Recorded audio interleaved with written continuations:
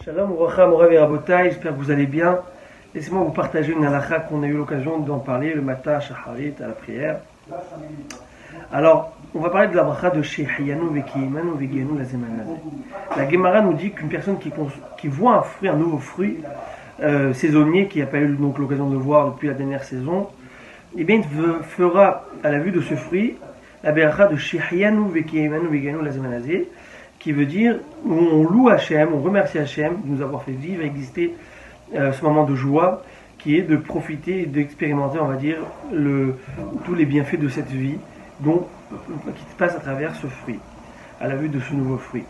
Vous savez, aujourd'hui, on est donc en été, il y a de nouveaux fruits estivales qui viennent, et on va rencontrer cette beracha certainement, où on fera donc la beracha du fruit respectif, puis après on fera la beracha de Shehayanu et là on le consommera.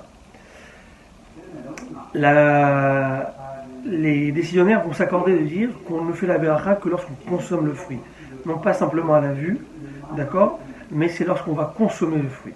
Si une personne n'aime pas spécialement un fruit, il va le goûter par curiosité, mais il n'a pas de joie ou il ne profite pas, il n'a pas un réel plaisir à la consommation de ce fruit, eh bien, il pourrait ne pas faire Shehayanu, il ne fera pas Shehayanu dessus, parce qu'il n'exprime pas de joie, il n'a pas une grande joie à la consommation de ce fruit. Par rapport aux agrumes et aux fruits qui sont venus d'un mélange, d'une greffe de deux espèces différentes, d'accord, alors qui n'ont pas poussé naturellement, il y a eu l'intervention humaine, bien que nous, Bnei Israël, on n'a pas le droit de faire ces mélanges, on pourrait croire que, donc étant donné que ce mélange est contre la volonté, si on peut s'exprimer de cette manière, la volonté d'Hachem, donc on ne ferait pas Shehayanu dessus et la beracha de Shehayanu. Réponse, c'est non. On fait la beracha de Ha'etz ou Adama et on fait aussi Shehayanu, il n'y a aucun problème, on fait dessus Shehayanu. Qu'en est-il d'un parfum? Un nouveau parfum, un parfum qui se dégage d'écorce, d'épluchures, de fruits, ou un parfum quelconque, d'accord, naturel.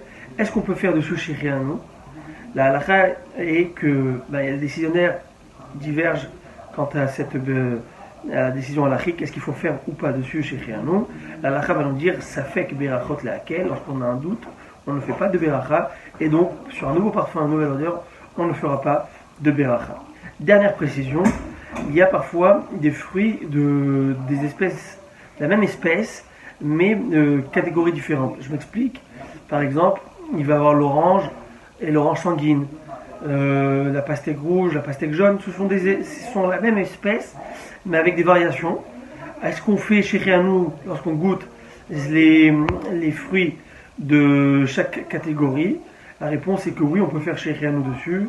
Donc si on a goûté un agrume, on goûte un autre agrume, on fait Shehayanu dessus, s'il est différent, comme je viens de donner l'exemple de l'orange sanguine. Et voilà, Morav et Rabotai. Donc vous avez en gros une image complète de la beracha de Shehayanu quant à la consommation de nouveaux fruits. Je vous souhaite une bonne journée à tous et à toutes. Kol Tuv, bracha v'hatzlacha.